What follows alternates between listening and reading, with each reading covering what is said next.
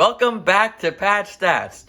I know it's been a while. It's been basically 3 months since the last time I posted a video, and to be honest, school it's been a lot of work and all that and whatnot. But I am back. I'll try to post as much as I can during the off season. And today we are going to be talking about the team that won the World Series in 2021. The Atlanta Braves. So you probably heard at least some of the story right now. Let's start with entering July 30th, which was the trading deadline.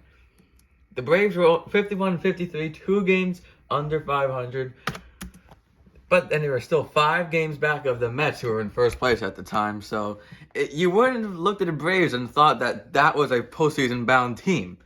But then you'd also look at their run differential, which at the time was plus 46, which means they were expected, based on theorems and whatnot, to win 57 and lose 47. So maybe the Braves front office saw that and said, we should be better than we are, and combined that with the Mets play and the fact that DeGrom was hurt at the time, maybe they have a chance to get past the Mets and into the division, and of course they would.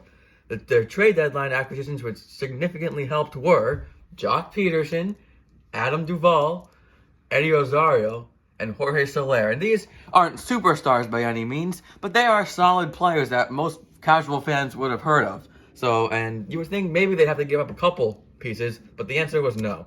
In return for Jock Peterson, they gave up Bryce Ball, a 24th round draft pick. For Adam Duvall, a backup catcher, Alex Jackson, who had -3 baseball reference WAR. For Eddie Rosario, they gave up Pablo Sandoval in basically a salary dump. The Indians literally cut him the next day or something like that. And for Jorge Soler, they did give up a 4th round draft pick, but nothing too crazy. And obviously, most people know the trade deadline moves they made. They were great trades, but they still need other things to show up, including the rest of their hitting as well as the pitching. So basically, they traded away -0.5 baseball reference WAR and 2 prospects, and they got 0.8 baseball reference WAR worth of players from before that they were with the Braves. After they were with the Braves, they put up 3 baseball reference WAR, and even if that doesn't seem like a lot to you, baseball reference WAR, if you don't know, is basically a stat that shows a player's value, but it's also based on position. So, all these guys are kind of corner outfielders. They're not going to generally have a high WAR. But however, 3 WAR in 2 months is still pretty good for 4 players that basically carry their team to the playoffs. So for the rest of the season, the Braves went 37-20. They clinched the division by 6.5 games. It wasn't really close. And their full season run differential was 134. Plus 134, and their expected record was 94-67, which means they could have been even better than they were if they finished with 88 wins.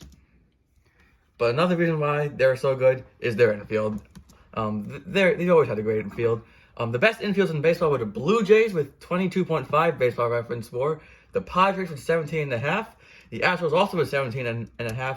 And then the Braves with 16.3. So they had a top 4 infield in terms of baseball reference WAR for their primary infielders last year, which were Freddie Freeman, Ozzie Albies, Dansby Swanson, and Austin Riley. Those 4 really helped them in the playoffs, as we would see later on. As for the trade deadline acquisitions in the playoffs, Jock Peterson hit 2 home runs in the NLDS. As you'll see with all these players, they all contributed at some point. Adam Duvall, 3 home runs, 10 RBIs. Eddie Rosario was the NLCS MVP because he hit 3 home runs. And Jorge Soler was a World Series MVP because he hit 3 home runs. So these trade deadline acquisitions were huge for the Braves. And as for the other thing I mentioned before was the pitching. No one really thought they'd have a great bullpen, but in the playoffs, these 3 people, AJ Minter, Tyler Matzik, and Will Smith, they were great. Matzik pitched 12 innings and got 18 strikeouts with 3 ERA. Tyler Matzik, 15 2/3 innings with a 1.72 ERA and 24 strikeouts. And as for Will Smith, if you don't know, kind of got a reputation for allowing a base runner pretty much every single time he went on the mound. It got to the point where I would say, Will Smith's in, guaranteed 2 base runners. But in the playoffs, Will Smith did not allow a run. In 11 innings, he recorded 6 saves, and he was also a key piece to the Braves' success. In the postseason, they beat the Brewers, who I think were a very underrated team last year in 4 games. And then they went up with the Dodgers, who everyone knows is a powerhouse. They beat them in 6 games. And the Astros, who are a powerhouse of their own, and they defeated them in 6 games. So that is the story of the Atlanta Braves last year. Quite a story, especially how it was looking at the trade deadline. No one would have thought that the Braves were going to win the World Series, but here they were. So that is all for Pat Stats today. Thank you for watching.